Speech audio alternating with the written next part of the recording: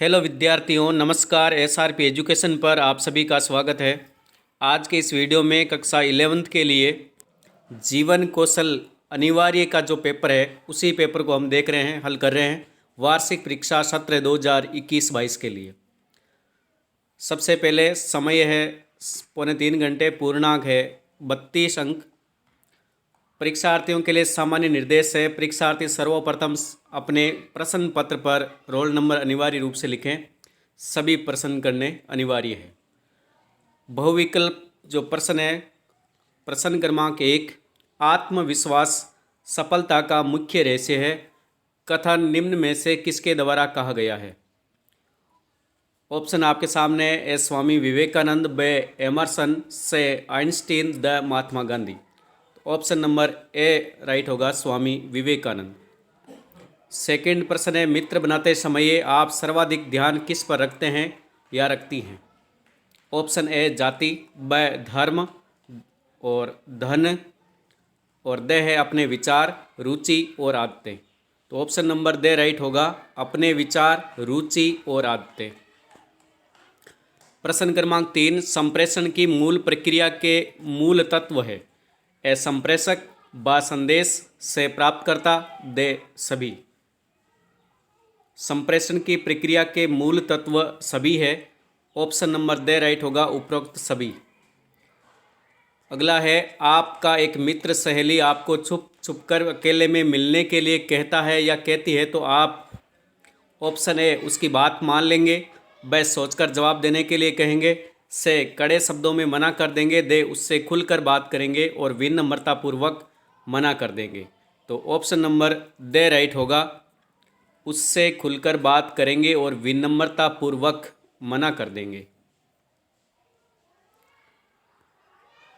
Second प्रश्न है, रिक्त स्थानों की पूर्ति कीजिए। HIV संक्रमण होता है यौन संपर्क से, खाली जगह में होगा यौन संपर्क से होता है। सेकंड है, स्वस्थ शरीर में मस्तिष्क का निवास होता है, स्वस्थ मस्तिष्क का निवास होता है। तीसरा है, कथन सत्य है या असत्य है, यह आपको चूज करना है। दुर्व्यसन को चिकित्सा या मनोवैज्ञानिक उपचार द्वारा समाप्त किया जा सकता है, या दुर्व्यसन है यानी कि बुरी आदतों को चिकित्सा के द्वारा या मनोविज्ञान के द्वारा, उपचार के द्वारा समाप्त किया जा सकता है। तो ये आज के दौर में सत्य है। सेकंड नंबर है, जब किसी व्यक्ति को एड्स हो जाता है तो उसका शरीर कुछ बीमारियों से अपने आप को बचा नहीं पाता है, ये भी कथन सत्य है। अति लघुत्रात्मक प्रश्न क्रमांक 4, संप्रेषण के कितने प्रकार होते हैं, नाम लिखिए। संप्रेषण किसे कहते हैं? संप्रेषण का अर्थ है संदेश पहुंचाना। संप्रेषण के प्रकार कितने हो सकते हैं? मुख्य रूप से संप्रेषण के 2 प्रकार हो सकते हैं, एक शाब्दिक और दूसरा अशाब्दिक। शाब्दिक में हम मौखिक के संप्रेषण भी कर सकते हैं और लिखित भी संप्रेषण कर सकते हैं। और अशाब्दिक में सांकेतिक संप्रेषण होता है, जिसमें संकेत के द्वारा या इशारों के द्वारा या स्पर्श के द्वारा हम संप्रेषण पहुंचा सकते हैं। संप्रेषण का अर्थ है एक शिक्षक अपने विद्यार्थियों तक अपनी बात पहुंचाने को संप्रेषण कहते हैं। 5वां है, आत्मनिर्भरता से क्या आशय है। आत्म शब्द का अर्थ है अपने आप का और निर्भरता का अर्थ है अपने आप पर निर्भर होना। आत्मनिर्भरता से ये आशय है कि अपने आप पर निर्भर होना, किसी दूसरे पर आश्रित न रहना। 6वां है, शराब के 3 दुष्प्रभाव लिखिए। शराब के 3 दुष्प्रभाव सामाजिक, आर्थिक और सामाजिक लिख सकते हैं, आर्थिक लिख सकते हैं और व्यक्तिगत लिख सकते हैं। सामाजिक में समाज के बारे में लिख सकते हैं, कौन कौन से दुष्परिणाम हो सकते हैं। आर्थिक के बारे में लिख सकते हैं कि धन का अभाव होता है, धन की कमी हो जाती है, धन का दुरुपयोग होता है। और व्यक्तिगत रूप में लिख सकते हैं, शरीर को पहुंचने वाली हानि के बारे में बता सकते हैं। 7वां है, ध्यानात्मक आसन कितने प्रकार के होते हैं। आसन के बारे में पूछा है, ध्यानात्मक आसन कितने प्रकार के होते हैं। तो ध्यानात्मक आसन है वो 6 प्रकार के होते हैं। जैसे पद्मासन, नंबर 1 पद्मासन, नंबर 2 सिद्धासन, वज्रासन और भद्रासन, मुक्तासन और स्वस्तिकासन। 6 प्रकार के मुख्य रूप से ध्यान आकर्षित करने के लिए आसन किए जाते हैं। 8वां है, एक नागरिक के रूप में सभी को कौन कौन से अधिकार प्राप्त हैं, अधिकारों के बारे में लिखना है। एक नागरिक के रूप में जीवन जीने का अधिकार, समानता का अधिकार,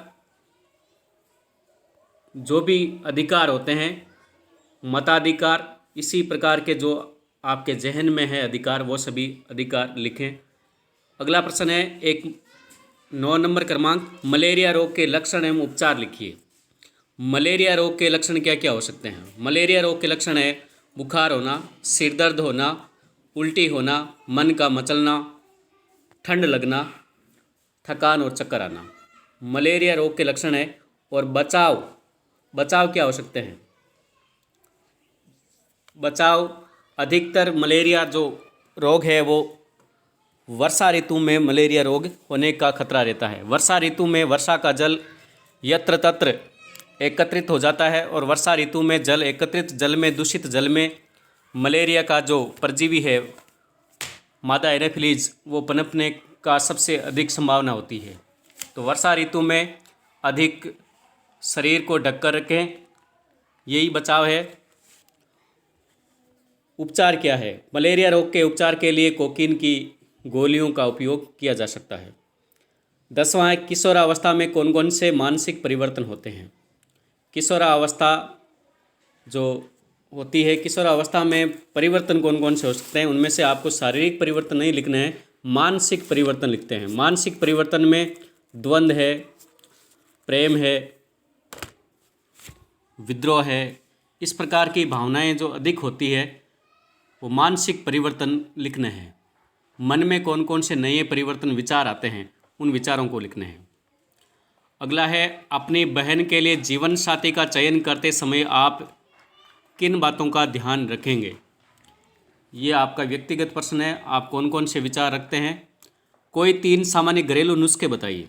सामान्य नुस्खे आप जो भी घर में उपचार में काम में लेते हैं वो लिखने हैं। 13वां प्रश्न है, आप आत्मनिर्भर कैसे बन सकते हैं, वर्णन कीजिए।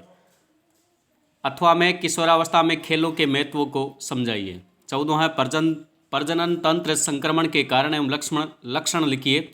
संचार माध्यमों के सकारात्मक एवं नकारात्मक प्रभाव लिखिए।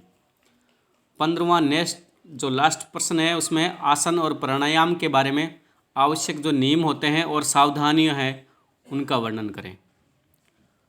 अथवा के लिए प्रश्न है, आप अपने लिए कैसे समाज का निर्माण करना चाहते हैं, इसके लिए आप क्या करेंगे।